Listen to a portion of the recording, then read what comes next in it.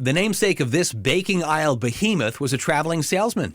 Turned restaurant critic. And health inspector. Who was it? Find out next on Sarah's Wiki Corner podcast.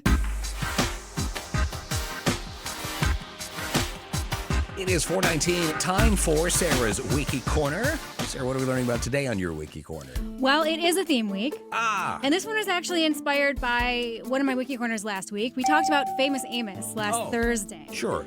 And how he's a real guy. Yeah, Amos. and he made cookies. Made cookies. And so I thought that this week we would do a theme week on the real people behind famous food brands. The real people. Oh, okay. Like Famous Amos. Like a Famous Amos. So their names on the yes. item. That's Are right. they real or not? Yes. Okay, let's do it. All right, so we're starting out with someone whose name you've seen if you've walked down the bakery aisle at the grocery store. You've seen the cake mixes, you've seen the frostings. Duncan Hines. Duncan Hines. Duncan Hines was a real guy. Oh, was he really? Yes, so he was an American author and food critic, known for his restaurant ratings for travelers. Really? He's best known today for the brand of food products that bears his name. Yeah. So from the 1920s through the 40s, Hines worked as a traveling salesman for a Chicago printer. He was the Willie Loman of his day. Yes, selling paper clips and letter openers.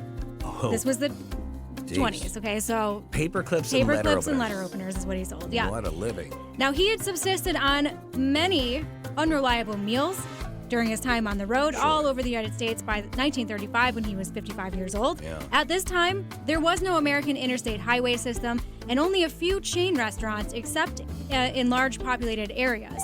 So travelers depended on local restaurants, but to find out where those local restaurants were, it was all word of mouth. Sure. There was no Yelp. No, you couldn't. There was no Google reviews. Right, yeah. You couldn't just look it up. No.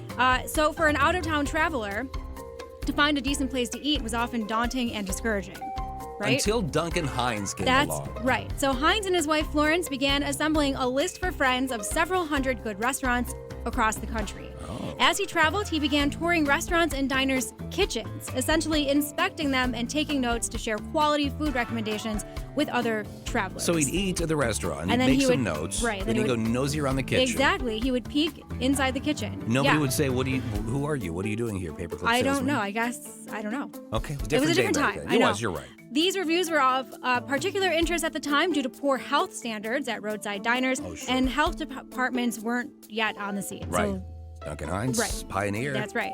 Hines would also note whether a restaurant had air conditioning, its hours of operation, and its prices for breakfast, lunch, and dinner. So really, he was like the Google. What a guy. Sure. Right. And he's making his list. Yeah. Checking in twice. As word spread among his family and friends, people were begging him to share the list he had created. So in 1935, he sent out a little blue pamphlet along with his Christmas cards that contained a list of 167 restaurants across 33 states that he could safely recommend. So some people send out Christmas brag letters. He sent out restaurant reviews. Yeah. Perfect. Love it. In 1936, at the age of 55, Hines self-published his first edition of Adventures in Good Eating. That's what his book was called. Nice. And sold them for $1 each. Nice. Along with his paper clips and his letter openers. It contained the names and locations of 475 restaurants from coast to coast that had Hines' rigorous seal of approval, highlighting restaurants and their featured dishes that Hines had personally enjoyed in locations all across the United States. Wow. In 1939, Hines visited a young Colonel Sanders and reviewed his Sanders Court and Cafe in Corbin, Kentucky. Is this right? The precursor to KFC. So so I'm picturing Colonel Sanders dressed up like Colonel Sanders. I think it was before he was the colonel. Doesn't matter, sir. You're not listening. Yeah. I'm picturing him set up like Colonel Sanders. And here comes Duncan Hines. Yeah. Just imagine those two titans of food. That's right. Coming together. I know. So the book proved so successful that Hines added another, which recommended lodging. Each year until he retired in 1954, Hines broadened his exploration of America's restaurants and published an updated edition of Adventures in Good Eating. Now, recommended by Duncan Hines, became the gold standard in dining, by the 1950s. Restaurants endorsed by Hines tacked up metal signs in their front windows. In the late 1940s and early 50s, Hines also wrote a newspaper food column called Adventures in Good Eating at Home, which appeared in newspapers across the U.S. 3 times a week on Sunday, Tuesday, and Thursday. And the column featured restaurant recipes adapted for home cooks that he had collected during his nationwide travels. This guy wanted to do anything but sell paper clips and letter openers. Well, wouldn't you? I mean, after all that time on the road. I'll review restaurants. Yeah, and I'll exactly. review hotels. In 1949, he partnered with a guy named Roy H. Park to form Hines Park Foods, allowing the Duncan Hines name to appear on more than 250 canned, bottled, and boxed products, starting not with cake mix, but with ice cream. Really? Yeah, that was the first Duncan product Hines with his ice name on cream. it, was ice cream, yeah. His now famous cake mixes were introduced in 1951 and were an instant success. Yeah. They were so popular that within weeks of hitting the shelves, they had taken over about half the market for cake mixes. Oh, goodness. Yeah. By 1955, his line was earning $50 million, and Hines earned royalties on each product sold. Did he really? As he should. Each little mix, he was making some cash. Absolutely, yeah. For him. Only 5 years after releasing its first products, Hines Park was acquired by Procter & Gamble in 1956. Hines died of lung cancer at his home in Bowling Green, Kentucky on March 15, 1959 at the age of 78.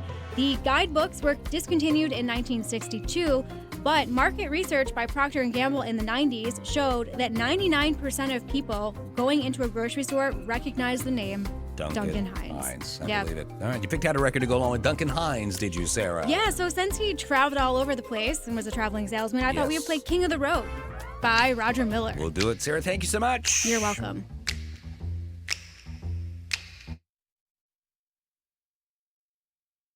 All right, there we are. We are off the air. It's interesting that you would think that Duncan Hines, somebody who puts their name on a food, right? Yes. Would be a cook of some kind. You would, right. But he probably didn't cook hardly ever because he was reviewing restaurants and traveling and Yeah.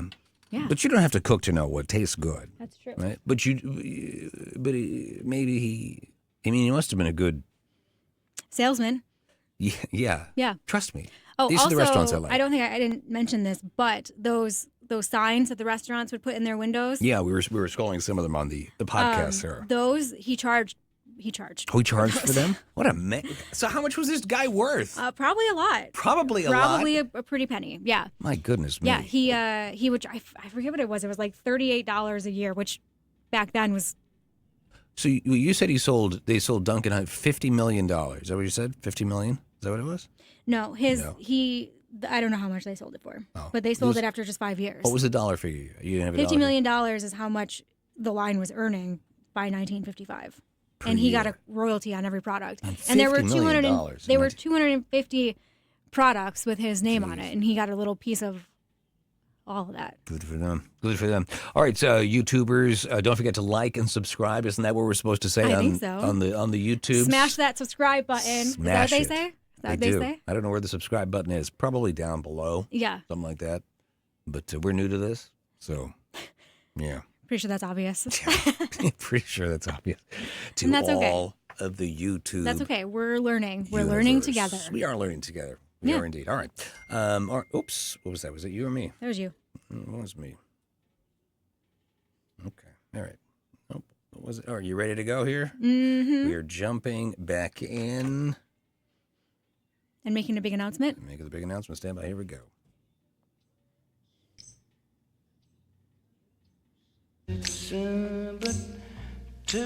Legends 1027, the biggest hits in the history of the world. That's Roger Miller and King of the Road. Sarah, do you remind us, why did we just play that record? Well, because we were talking about a real, honest to goodness King of the Road, Yes. Duncan Hines, Yes. as part of our theme week on real people behind famous food brands. Indeed, we were. Let's recap 3 things we must take away from today's Wiki Corner. Are you ready? Ready. Go! All right, before his name was on Cake Mix, Duncan Hines was a traveling salesman and restaurant critic. He once reviewed a young Colonel Sanders. And the first product with his name on it wasn't Cake Mix, it was ice cream. All right, Duncan Hines ice cream. We'll take the ice cream. So, do we know how he reviewed Colonel Sanders? Was it a was good positive, review? yeah. A positive review? Yeah. Good. There's a little, I think it's on his YouTube page, his Wikipedia page. On whose Wikipedia? Duncan Hines. Oh, Duncan Hines. His review of the Colonel Sanders. Colonel, yeah. That's so wild. That's so stinking wild. I absolutely love it. Folks want to learn more about Duncan Hines, Sarah, where do they go? What do they do? Well, you can go to my wiki blog if you go to legends1027.com. Yeah, on the homepage, there's a link that takes you to my blog where I post everything I talk about every day. And we do have a big announcement. We teased this last week. Yes. And so, Sarah, why don't you go ahead and make the big announcement? Well, the big announcement is this. We will now be posting the Wiki Corner Yes. as a podcast Yes. on our YouTube channel. There it is. Yeah. That's the big news. It's video podcast. A video podcast, So you can yeah. see this mess, and you actually get Right. to see what happens in the studio when the song Yes. is playing in the middle. That's so right. It's, a little extra something for you. If Yeah, you're it's being pretty curious cool. about that stuff. It's Yeah. pretty cool. Yeah, we've got a couple videos up there right now. Yeah, from last week. From last week, and this one will be up there shortly. Yes. But yeah, so our YouTube channel is Well, you got to search Legends 1027 WLGZ. You'll Yes. see the station logo show up, and you'll see Sarah's Wiki Corner logo, and then you can see the blogs, the yeah. library, of which there are 3, I think, at the moment, soon to be 4. no, I think there's 4 up there now. 4 up there. Soon to be 5. Soon to be 5. Soon to be 5. All right, That's very right. nice. And All we're right. going to be posting them every day. So There it is. It's all on you the can check it out. YouTubes. Subscribe so you can see them every time we post Every it. time they pop up, you got it. Hey, Sarah, thanks so much. Back tomorrow, fresh episode as you continue your theme week on Real people. people behind famous food brands. Yeah. All right, we'll be here for that. Thank you, Sarah. You're welcome. Traffic coming up next. Weather as well on Legends 1027 as we get closer to 5 o'clock and the legendary drive at 5.